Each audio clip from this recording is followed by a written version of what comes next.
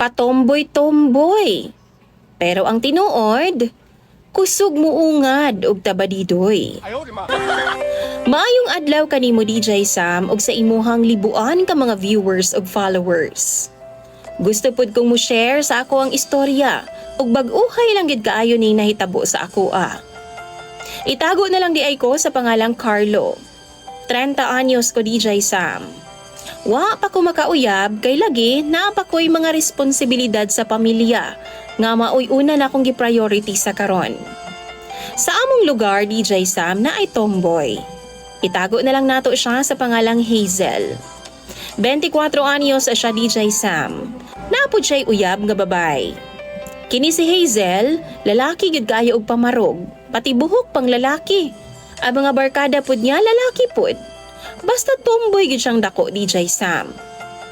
Si Hazel kada adlaw ginasungog gid ko ana niya og ginakansyawan. Pisot daw ko, bakla lagi daw ko kay wa ko'y uyab. Kung muagi siya sa among bahay DJ Sam, magsyagit-syagit gid na siya sa kalsada. Ana pa siya, Carlo pisot, Carlo bakla. Og di na lang nako ginapatulan kay lagi, di man pud na tinuod. Apan usahay DJ Sam, mabwisit nako. Naay kausa, naapa na siya'y trumpa nga ginadaladala DJ Sam. Mao na iyang ginagamit og singgit-singgit. Kana bitong ginagamit sa mga barangay official kung magbandilyo na, nya mukusog ang boses pag-ayo. Mao nang makadungog gyud intawon ang mga tawo sa among lugar nga magsige syagit-syagit. Dugay na iyang ginabuhat sa akwa DJ Sam. Unya ang kalagutan pagid nako sa iya usahay. Didto sa syudad kung mag-abot mi, naa na gani sa terminal ha, musyagit gihapon siya. Ug ang mga tao didto magkatawa in taon DJ Sam nga mulantaw sa ako. Maulaw in tawon ko. Niingon ako mga barkada DJ Sam nga basin daw og nakagusto daw si Hazel nako. Kay lagi kusog man daw kaayo mang trip sa ako. Apan di kumutuo DJ Sam kay lagi tomboy man si Hazel.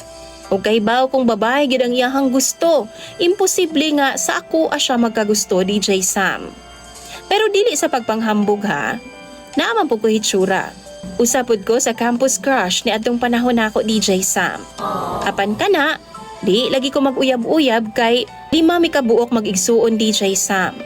Tapos akong inahan, naapay sakit in tawon. Wa pud mi amahan DJ Sam. Mao nang ako ang breadwinner sa amo ang pamilya. Mao nang sa tinuod lang wa gid ko kauyab kay working student man ko kani adto. Tapos pag graduate na pud nako nagtrabaho dayon ko. Mao niabot gid in taon og 30 ang akong edad nga wa pa gid in taon ko makauyab. Usa ka hapon ni ana DJ Sam ni agi na pud si Hazel. Naami dito nakatambay sa akong barkada sa gilid sa kalsada. Nisyagit na pud ang buang. Tapos akong barkada sig katawa. Gingnan pa ko nila nga birahira gud na si Hazel pre, kausa lang gud. Basin mahimas-masa na. Ipakita daw nako ang dako nakong bunal para magtagam. Nakatawa na lang ko DJ Sam.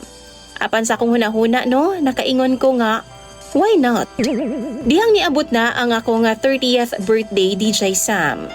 Gi-invite na ako